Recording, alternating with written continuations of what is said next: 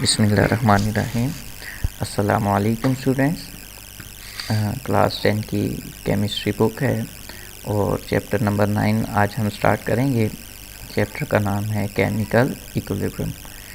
तो प्यारे बच्चों, हम पहले इसके शॉर्ट क्वेश्चन आंसर करेंगे।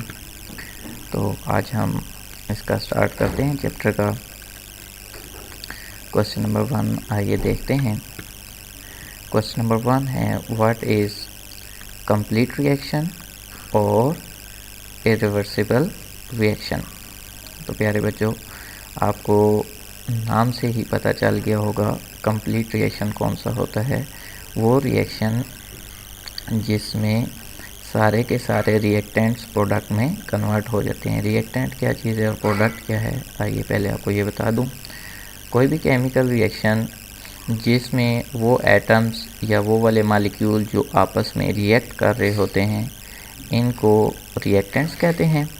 और इनके आपस में रिएक्शन के नतीजे में आगे जो चीज़ हमें हासिल होती है, ऐसे प्रोडक्ट कहते हैं।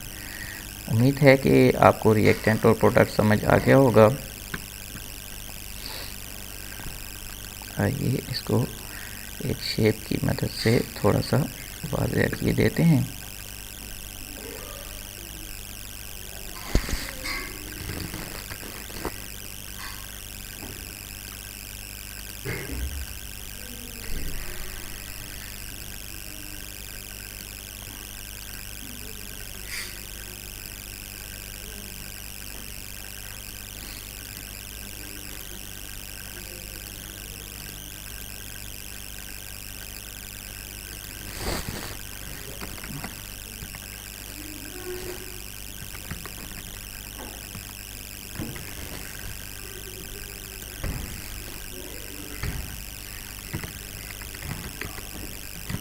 रिएक्टेंट्स एंड प्रोडक्ट्स, इसको थोड़ा सा बोल्ड कर देते हैं ताकि ये इजीली आपको विजिबल हो जाए, आपको नज़र आना शुरू हो जाए।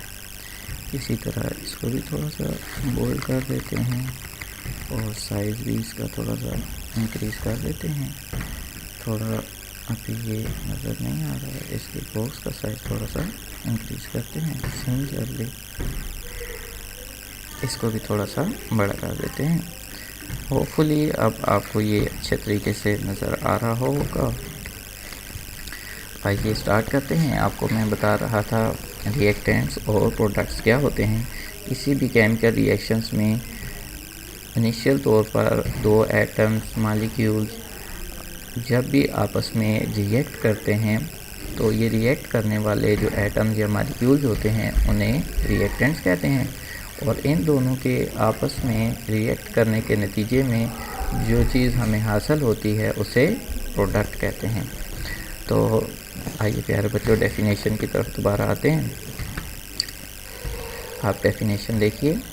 कंप्लीट रिएक्शन आपको मैं ऑलरेडी बता चुका था। कंप्लीट रिएक्शन ऐसे रिएक्शन को कहते हैं जिसमें सारे के सारे रिएक्टेंट्स कन्वर्ट हो जाते हैं प्रोडक्ट्स में, तो उस रिएक्शन को कहते हैं कंप्लीट रिएक्शन। ये एक इसकी शॉर्ट डेफिनेशन है। और दूसरी आपने बतानी है इरिवर्सिबल रिएक्शन। ऐसे रिएक्शन नाम से ही पता चल गया है कि ये इरिवर्सिबल होनी चाहिए, मतलब वापस रिवर्स नहीं आने चाहिए। ऐसे रिएक्शंस जो वापस रिवर्स नहीं आ सकते उन्हें कहते हैं इरिवर्सिबल रिएक्शन। तो आइए अब इसकी डेफिनेशन देखते हैं। A complete reaction is one in which all reactants have been converted to products। आपको इन्हें पहले भी बता चुका था।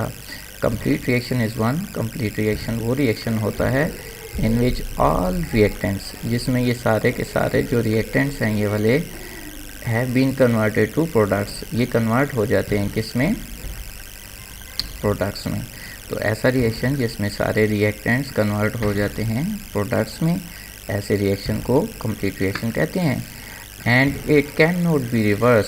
और इसकी दूसरी जो इसके अंदर ख़ास बात है वो ये होती है कि ये वापस रिवर्स नहीं हो सकते। जब आपके पास एक प्रोडक्ट तैयार हो चुकी है तो अब ये प्रोडक्ट डीकम्पोज होके वापस आपको रिएक्टेंट नहीं दे सकती। जैसा कि इसकी हमारी रोज़मर्रा लाइफ में भी कुछ एग्जांपल्स हैं ऐसे रिएक्शन जो वापस रिवर्स नहीं हो सकते। उसकी एक एग्जांपल है योगर्ट यानी दही।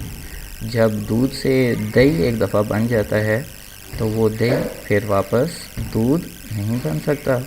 इसी तरह डेली लाइफ में एग्जांपल है बर्निंग ऑफ वुड या burning of peace of paper, कि आपने कागज़ का एक टुकड़ा जला दिया, वो राख बन गया। अब वो फॉरवर्ड तो चला गया है लेकिन अब वो वापस रिवर्स नहीं हो सकता, वापस आपको वो राख वापस अब कागज़ का टुकड़ा नहीं बन सकती। तो ये रिएक्शंस होते हैं, इन्हें कहते हैं कंप्लीट रिएक्शंस या irreversible reaction. It go only in forward direction, ये हमेशा सिर्फ और सिर्फ आगे की तरफ फॉरवर्ड डायरेक्शन में जाता है, वापस रिवर्स नहीं आता। There is single arrow line, ऐसे रिएक्शन की पहचान ये होती है कि इनके दरमियान में ये सिंगल एरो लाइन होती है। In this reaction, in reactions में सिंगल एरो लाइन होती है। तो ये बेटा थी इसकी डेफिनेशन के बाद इनकी एग्जांपल्स भी आपको समझा देता हूँ। एग्जांपल नंबर 1 देखते हैं। सोडियम प्लस वाटर, सोडियम के 2 एटम हैं, ये वाटर के साथ जब रिएक्ट करते हैं तो हमें आगे सोडियम हाइड्रोक्साइड जो है हासिल होती है। सोडियम हाइड्रोक्साइड जो है ये एक बेस है। आप नेक्स्ट आगे चैप्टर में एसिड और बेस पढ़ेंगे तो वहाँ आपको ये सोडियम हाइड्रोक्साइड जो है एक बेस के तौर पर नज़र आएगी। और इसके साथ साथ यहाँ पर हाइड्रोजन गैस भी रिलीज़ होती है इस रिएक्शन में। तो आपने देखा कि सोडियम के 2 एटम हैं, वाटर के मालिक्यूल के साथ जब ये रिएक्ट करते हैं तो सोडियम हाइड्रोक्साइड और हाइड्रोजन गैस बनती है। तो ये प्रोसेस जो है ये सिर्फ फॉरवर्ड डायरेक्शन में जा रहा है, इसमें सिंगल एरो लाइन है, इसलिए हम इसको कंप्लीट रिएक्शन भी कहते हैं और इसको इरिवर्सिबल रिएक्शन भी कहते हैं। इनके ये नाम नीचे मैंने लिख दिए हैं, ये है सोडियम, ये है water, sodium hydroxide and hydrogen. आइए इसकी एग्जांपल 2 देखते हैं। ये अभी जो फर्स्ट रिएक्शन में प्रोडक्ट के तौर पर हासिल हुई थी हमें सोडियम हाइड्रोक्साइड, अब इसका हम रिएक्शन जो है वो एसिड HCl के साथ करते हैं, हाइड्रोक्लोरिक एसिड के साथ। तो आप पहले से जान चुके होंगे NaOH सोडियम हाइड्रोक्साइड के लिए इस्तेमाल होता है। अब जो है सोडियम हाइड्रोक्साइड का रिएक्शन हो रहा है HCl यानी हाइड्रोक्लोरिक एसिड के साथ।